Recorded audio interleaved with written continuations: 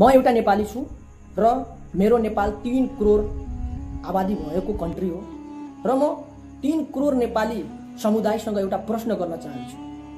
तपाई नेपालमा बस्दै हुनुहुन्छ, तपाई एउटा नेपाली हो, तपाईसँग नागरिकता पनि हो, नेपाली नागरिकता हो, तर तपाई नेपालमै बसेर नेपालकै संविधान नमान्ने व्यक्तिलाई के भन्नुहुन्छ? त्यस्तो व्यक्तिलाई देशप्रेमी भन्ने हो या देशद्रोही भन्ने हो? यस्तो मानसिकता भएको हाम्रो नेपालमा धेरै मान्छेहरू छ। तपाई पहिला यो भिडियो राज्यले त्यही भनेको छ होइन, संसद राज्यले भनेको छ कि छैन? होइन, राज्यले भनेको छैन। संविधानमा के छ? संविधानमा के छ? होइन, संविधान हिन्दू राष्ट्र हो, संविधानलाई पनि हामी मान्दिन। तपाईले एउटा अझै कुरा भने संविधानलाई नमान्ने त देशलाई के कहाँतिर लाग्छ? संसद देशद्रोही भएन संविधानलाई नमान्ने? देशद्रोहीको कुरै छैन। र तपाई यो भिडियो हेर्नुभयो, उहाँले देशको संविधान मान्दैन।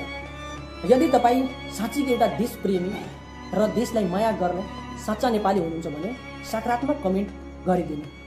यदि तपाई इन्डियन हो या तपाई देशको संविधान मानि हुनुहुन्न भने तपाई मलाई गाली दिएर भन्नुहोस्। किनभने यस्तो मानसिकता भएको धेरै व्यक्ति हो जुन चाहिँ सत्य कुरा पनि भन्दा त्यो कमेन्टमा आएर जताभावी गाली गलौज गर्छन् अनि गाली दिन्छ। तर यस्तो व्यक्तिलाई तपाई के भन्ने? नेपाली भन्ने हो, नेपाललाई माया गर्ने व्यक्ति भन्ने हो या देशद्रोही भन्ने हो? तपाई कमेन्ट गरेर भन्नु। म यसमा केही छेडछाड गर्न सक्दिनँ। हाम्रो संविधान 2072 मा बनेको, त्यसमा चाहिँ 52 जना हाम्रो दाजुभाइ बहिनीहरू शहीद भएको, 11 जना चाहिँ सुरक्षाकर्मी र 41 जना चाहिँ आन्दोलनकारीले शहीद भएको।